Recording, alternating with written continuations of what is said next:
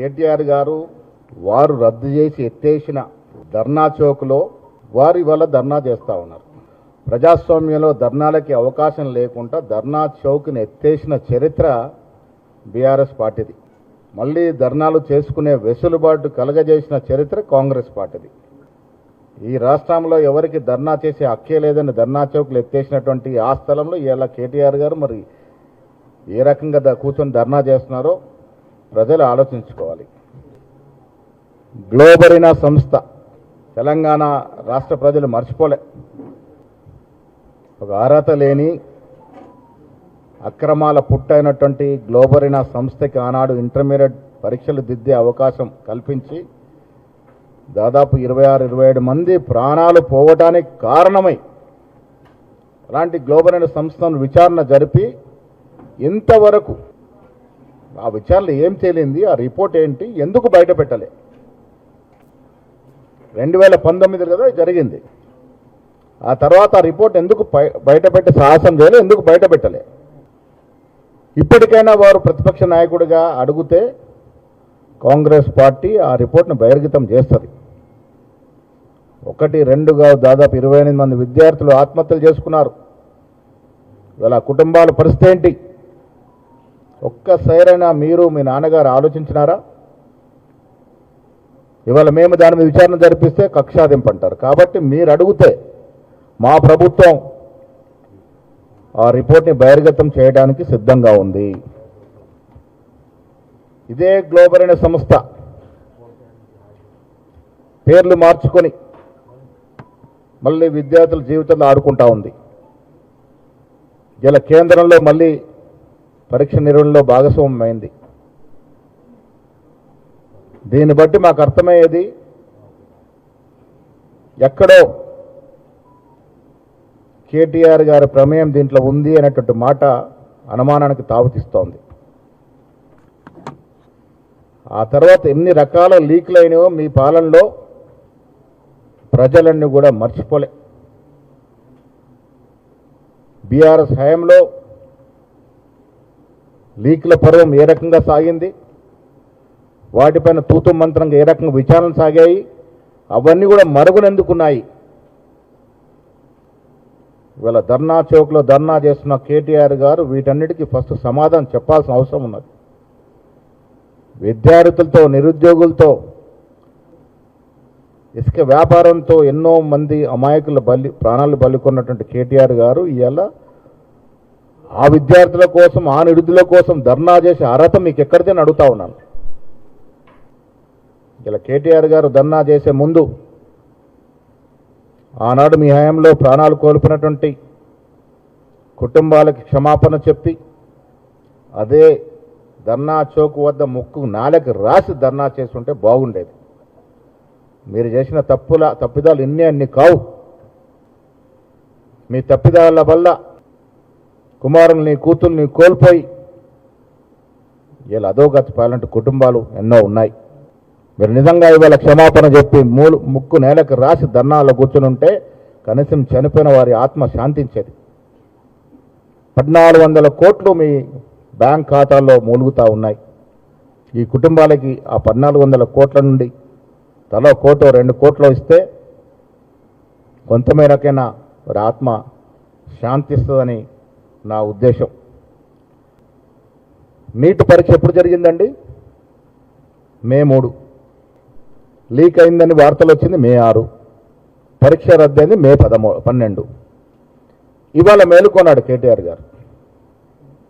కారణం రాహుల్ గాంధీ గారు దీన్ని ఒక ఉద్యమం, ఒక దీక్షలాగా తీసుకొని కేంద్ర ప్రభుత్వం నిలదీస్తే అప్పుడు సోయిలేని కేటీఆర్ గారు ఇవాళ బీజేపీ మేలుకొల్పి, అరే రాహుల్ గాంధీ గారు స్పీడ్ పెరుగుతూ ఉంది, మీరు దీనికి అడ్డుకట్టు వేయాలంటే ఆ బీజేపీ మేలుకొల్పితే ఇవాళ వచ్చి వాళ్ళు ధర్నాలు చేస్తూ ఉన్నారు. విద్యార్థులతో నాటకాలు ఆడుతూ ఉన్నారు. ఇలా చాలామంది దేశంలో రీజనల్ పార్టీ నాయకులు బీజేపీ గుప్పిట్లో ఉన్నారు. ఇవాళ ఇక్కడ కూడా అదే తంతు జరుగుతూ ఉంది. బీజేపీ, బీఆర్ఎస్ పార్టీ వేరు కాదు. బలమైన కారణాలు ఉన్నాయి. గతంలో జరిగిన పార్లమెంట్లో జరిగిన ప్రతి అంశంలో వీళ్ళ పాత్ర ఉంది. అన్ని బిల్లులకు మద్దతు ఇచ్చారు, అన్ని ఎన్నికలకు మద్దతు ఇచ్చారు.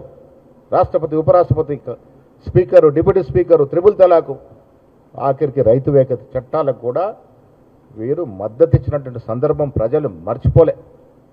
మీకు లోపాయికారికి ఉన్న ఒప్పందం ప్రజలు మర్చిపోలే.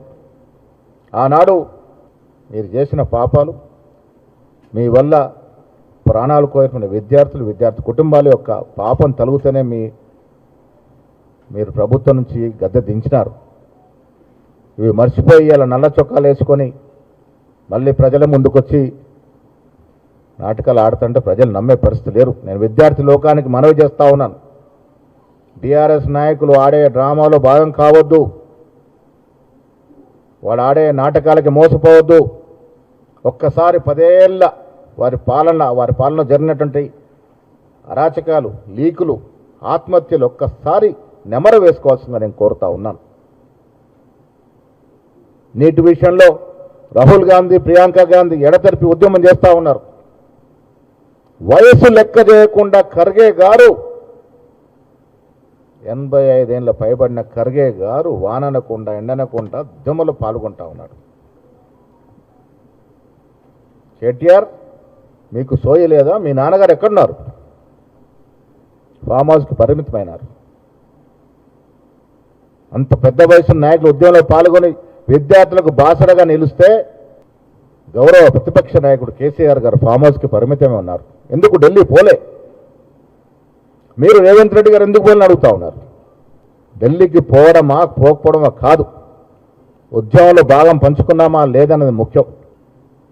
మేము హైదరాబాద్లో ఇక్కడ నాయకులు, జగన్న కానీ, మిగతా నాయకులు కానీ, మంత్రులు కానీ, ఎమ్మెల్యే కానీ ఇక్కడ ధర్నా చేసి చలో రాజ్భవన్ చేస్తే, రేవంత్ రెడ్డి గారు కొడంగల్లో ఇదే మాదిరి ధర్నా చేసి ఉద్యమంలో పాల్గొన్నాడు.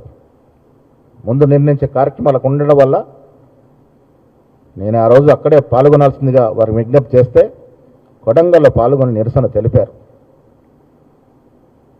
మీరు హైదరాబాద్కి ఎందుకోలే, మీరు ఢిల్లీకి మీకేం అవసరం అండి? కాంగ్రెస్ నాయకులు ఎవరు ఎక్కడ ఎప్పుడు పోవాలో మా అధిష్టానం నిర్ణయిస్తుంది, ఎవరిని ఎప్పుడు ఢిల్లీకి పిలవాలో మా అధిష్టానం నిర్ణయిస్తుంది, మేము నిర్ణయించుకుంటాం.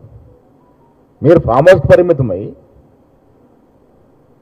మే, జూన్, జూలైకి వచ్చాము, ఇంతవరకు సోయి లేదు నీటి మీద. ఇవాళ మీరు ధర్నా చౌక్ వచ్చి నల్ల చెక్కాలు వేసుకొని ధర్నాలు చేస్తుంటే కేటీఆర్ సమాధానం చెప్పాలి. కేసీఆర్ గారు ఎందుకు బయటకు రావట్లే? ఇలా దేశవ్యాప్తంగా ఇంత పెద్ద ఎత్తున ఉద్యమం జరుగుతూ ఉంది. రాహుల్ గాంధీ 24 గంటలు యుద్ధం మీద పోరాడుతూ ఉన్నారు. ప్రియాంక గాంధీ మహిళలను కూడా పోరాడుతూ ఉంది. ప్రతిపక్ష నాయకులు పోరాడుతూ ఉన్నారు. మీరెందుకు పోలే? ఇది కాదా మీకు లోపాయకారికి ఒప్పందం బీజేపీతో ఉంది? ఇవాళ మమ్మల్ని ప్రశ్నించే ముందు మీ నాయన ఎందుకు ఢిల్లీకి పోలే, ఎందుకు ఉద్యమంలో పాల్గొనలే, ఎందుకు ఒక స్టేట్మెంట్ కూడా ఇవ్వని పరిస్థితి. మీరేదో ఇలా ధర్నా చౌకొచ్చి ధర్నా చేసే ఉద్యమం ప్రజలు నమ్మే పరిస్థితిలో లేరు అనే మాట ఈ సందర్భంగా మనవి చేస్తూ ఉన్నాను. మీరు నోటిఫికేషన్ ఇవ్వకపోగా ఎంతమంది ప్రాణాలు కోల్పోయినారు. గ్రూప్ 1 ఉద్యోగం, గ్రూప్ 1 పరీక్షలు జగన్నాథ కిరణ్ కుమార్ రెడ్డి గారు సమైక్య ఆంధ్రప్రదేశ్ ముఖ్యమంత్రిగా ఇచ్చిన నోటిఫికేషన్ తర్వాత అంత పెద్ద ఉద్యోగులు వచ్చిన ఘనత కాంగ్రెస్ పార్టీ. 10 ఏళ్ళు ఒక నోటిఫికేషన్ ఇవ్వలే. దానివల్ల ఎంఆర్ఓలు, ఆర్డీఓలు, డిఆర్ఓలుగా ఎదిగి ఇవాళ మధ్య అడ్మినిస్ట్రేషన్లో పాలు పంచుకోవాల్సినటువంటిది ఇలా కుంటపడింది. మీ నిర్వాహకం వల్ల ఇవాళ అసలు అటెండర్ మరియు కలెక్టర్ మధ్య అసలు అధికారం లేకుండా పోయారు మీ నిర్వాహకం వల్ల.